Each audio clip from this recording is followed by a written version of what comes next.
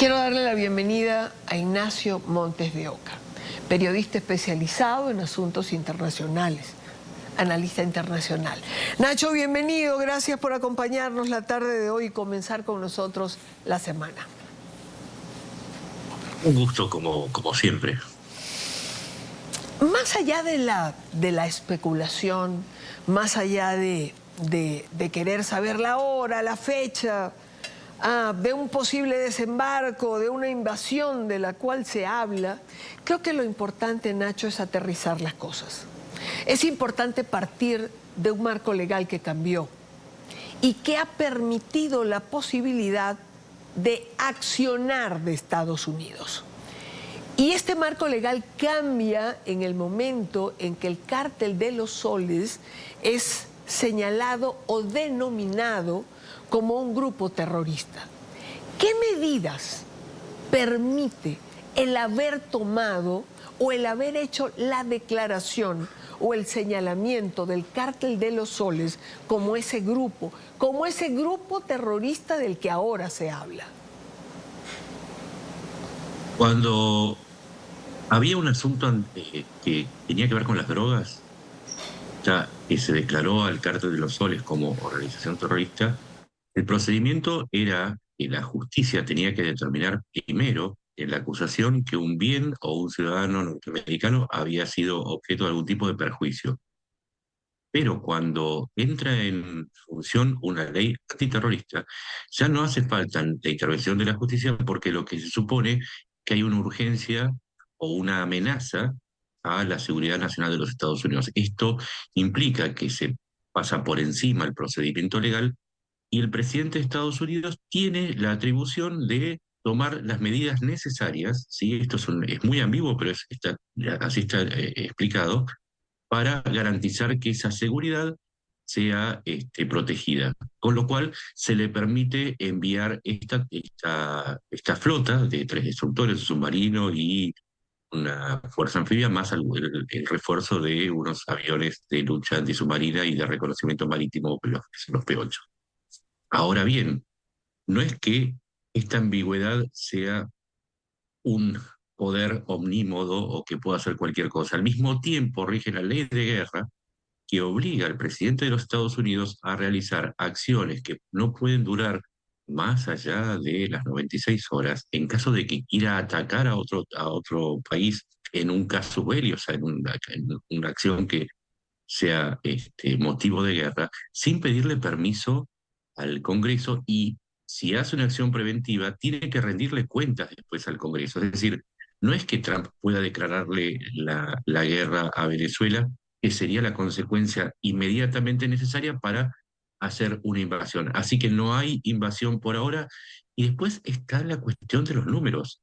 Con 4.000 Marines no se puede invadir un país. Lo que se está haciendo en este sentido es posicionar una fuerza que controla toda la región y además supone una advertencia, si se quiere, al resto de los países que necesariamente tienen que ser parte de este trasiego de la droga colombiana a través de Venezuela y que tienen que tener puntos de escala en los países de la región. O sea, para resumirlo, Trump hizo lo que podía hacer en este momento, es una jugada inteligente de ir por algo que es uno de los insumos principales para la política del régimen de Caracas, que es el dinero ilegal obtenido a través del tráfico de la droga colombiana.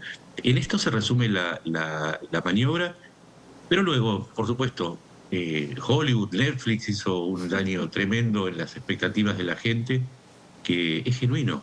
Quieren un cambio democrático en Venezuela, pero no hay que exagerar tampoco a partir del movimiento de un par de buques. Lo importante, creo, Nacho, es resaltar, aclarar o hablar sobre el daño real que se puede causar con este cerco que se está implementando. El daño es inmenso. A ver, miramos los daños potenciales en los dos escenarios. Supongamos que Estados Unidos decida elevar la cifra de 4.000 Marines a la necesaria para entrar en Venezuela y sacar a Maduro y a su gente del poder. nuestro primer indicio sería la invasión, la última invasión que hizo Estados Unidos a Panamá, que enlistó 26.700 hombres, ¿sí? Necesariamente era un territorio de 75.000 kilómetros cuadrados y de 3 millones de habitantes en ese momento. Por una proyección necesitaría al menos cientos de miles de soldados e involucrarse en una guerra de una duración imprevista. Se sabe que Maduro es impopular, lo sabemos por las últimas elecciones, donde el 70% votó en contra. Hay un remanente fanático y que no tiene nada que perder por el miedo a la represalia o porque pierde las prebendas del poder, que va a resistirse, con lo cual entraría en un escenario muy parecido al iraquí, en donde no se logró nada, como no se logró nada en Afganistán. El otro escenario, y es el más probable, es causar daño con el mínimo esfuerzo. Con 3 buques o con 5 se hace una interdicción de los cargamentos de drogas. Ahora bien, ¿de qué estamos hablando? No solamente de 250 toneladas de droga anuales que se exportan mayormente a Estados Unidos, sino de un ingreso de 8.200 millones de dólares, ingreso de dinero del narco, fortunas de 8.200 millones de dólares. En un país en donde el ingreso mensual mínimo es de $1 a $3, con ese dinero se compran no solamente voluntades, sino que se transforma en poder político. Entonces lo que está haciendo Trump es ir a cortar ese dinero que es el estimulante para que el chavismo siga en el poder. Ahí se entiende la lógica de lograr efectos máximos con esfuerzos mínimos. ¿Por qué? Y esto hay que entenderlo muy bien. No es solamente ir a un bloqueo del narco en Venezuela, es además bloquear a esos países de la región del Caribe que participan, gobiernos o privados, participan de toda esa red. Entonces lo que está cortando es esa red de complicidades. Y al cortar esa red de complicidades, además de esos 8.200 millones de dólares que hay en Venezuela, se cortan otros miles de millones que además tenemos que sumarle no solamente el tráfico de cocaína y de marihuana, de precursores para drogas sintéticas, de bienes suntuarios, hay lavado de dinero, hay trata de personas, hay tráfico de oro o de plata que se saca ilegalmente de Venezuela. Estamos hablando de más de 15.000 millones de dólares. Y ese es el punto, que es la alternativa a una invasión de resultado incierto. Y cerramos con esto diciendo, Trump, que prometió durante la campaña que iba a terminar con el tráfico de drogas, con la llegada de inmigrantes, pero además dos cosas más. Primero, que iba a recuperar el prestigio o la influencia de Estados Unidos y que no iba a entrar en nuevas guerras. Entrar en una guerra en Venezuela iría en contra de ese presupuesto básico que, recordemos, Trump tiene elecciones en un año y va a tener que hacer frente a una opinión pública a la que le tiene que rendir cuentas. Todo esto, cuando lo ponemos en un mismo plano, nos hace entender un poquito mejor qué es lo que está sucediendo ahora en el Caribe. Pero también es válido recordar, Nacho, que hoy en día las guerras se libran en distintos escenarios y que recortando el flujo y poniendo un ejemplo práctico u otro ejemplo práctico es, por ejemplo, disminuir el dinero para la represión, esa que se alimenta con ese dinero. Exacto. Es que justamente por eso ese dinero se canjea por poder político y además sirve para estimular o para pagar, si se quiere, a todos, no solamente a los militares que forman parte del Cártel del Sol, sino también a los colectivos, a estos grupos paramilitares que forman parte del régimen, pero también a un montón de funcionarios que, con un efecto de cascada, viven de ese dinero ilegal. Entonces, le estarían cortando uno si se quiere, la principal fuente. Un pequeño dato. Dijimos 8.200 millones de dólares. El presupuesto de defensa de Venezuela es de 680 millones de dólares.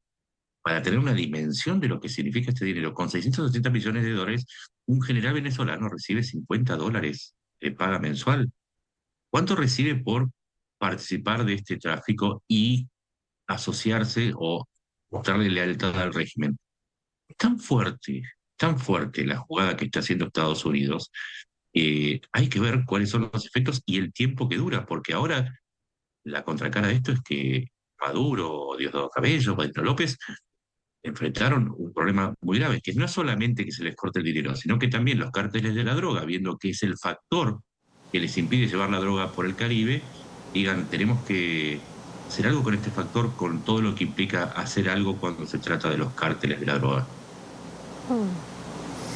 Ahora, Nacho, esta movilización que estamos viendo en aguas del Caribe por parte de Estados Unidos, ¿afecta solo al régimen de Venezuela? ¿Qué pasa con los países ubicados en la región?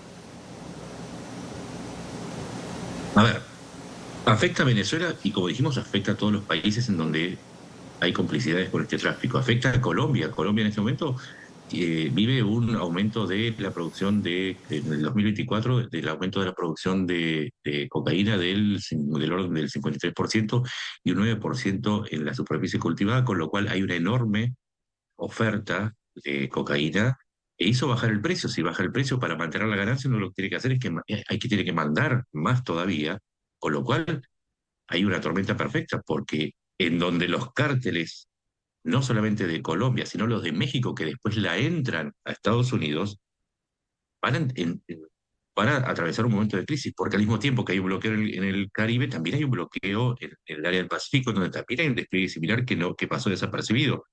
Entonces va a generar un efecto en cascada en Colombia, en México, en el resto de los países, y hasta Brasil dejó de ingresar un avión de la CIA para el control del narcotráfico, siendo que Lula, al igual que Petro en Colombia, era uno de los principales aliados que tenía Maduro, o uno de los pocos aliados que le quedaban de peso, y con Guyana, que es el otro país donde podría salir la droga, tiene el problema del reclamo del Esequibo, o sea, está rodeado y esto no solamente está rodeado, sino que los países que rodean a Venezuela van a sentir el efecto inmediato de estas políticas a partir del envío de la flota. Así que no es un problema solamente de Venezuela, es un tema que atañe a absolutamente todos los países que rodean al Mar Caribe. Hoy se produjo una declaración del presidente de Colombia vía, por supuesto, su cuenta en X, que ha llamado mucho la atención. El presidente Petro ha dicho que el cártel de los soles no existe, que es un invento de los Estados Unidos para ir sobre quienes no le hacen caso. Nacho, ¿hay alguna duda de que el cártel de los soles exista? Me hace recordar cuando Rusia decía que no había invadido a Ucrania, sino que había lanzado una operación militar especial. A ver, los que estamos en este tema sabemos que el cártel de los soles existe, que es una realidad, pero acá hay algo curioso. Petro está comprando la narrativa de Caracas o de Maduro, que es el primero en afirmar que el cártel de los soles no existe, obviamente porque no se van a incriminar a sí mismos diciendo que se han transformado en narcotraficantes. Creo que queda en una posición muy complicada, porque por un lado, al acercarse a Maduro, se está alejando de su propio ejército y sabe que no tiene oportunidad frente a Estados Unidos, y además los necesita para combatir al tráfico de drogas, y además está emparentándose con un régimen que es el que alimenta tanto al ELN, que participa en la zona de Catatumbo, que es la ruta de salida de parte de la droga, de la mayor parte de la droga de Colombia, sino que además se ha verificado que le vende armas a las FARC, las mismas FARC que actúan contra el propio ejército y el propio pueblo colombiano, con lo cual la postura ideológica de Petro lo pone en una posición incomodísima, más aún porque las encuestas no le están dando muy bien y porque aparte afronta problemas políticos internos muy fuertes, no solamente por la reactivación de los frentes de la guerrilla, y que marcan el fracaso tanto de su política de seguridad interna como de lucha contra las drogas, sino porque además afronta una rebelión permanente en el Parlamento que dio por tierra la mayor parte de las reformas que él pedía. Así que Petro pareciera estar empecinado en, en una táctica de kamikaze a favor de Maduro. Él no lo está dejando muy bien parado y que seguramente va a tener una consecuencia en las próximas elecciones. Una última pregunta, Nacho. ¿Qué viene a partir de ahora? ¿Qué te imaginas en los próximos días, en las próximas semanas? Lo que podemos esperar es empezar a ver no solamente el efecto del corte de la llegada de divisas, sino también un intento de vulnerar este bloqueo, porque no tienen muchas opciones los cárteles. Quizás un aumento en el tráfico en la zona del Pacífico para evitar esta interdicción, pero también, y acá hay que tener en cuenta que Estados Unidos no es el único actor. Hay que ver qué es lo que hace Venezuela. Si aumenta la retórica nacionalista, como no tiene dinero, si no hay pan hay que entregar circo, ¿no? Decían en la antigua Roma.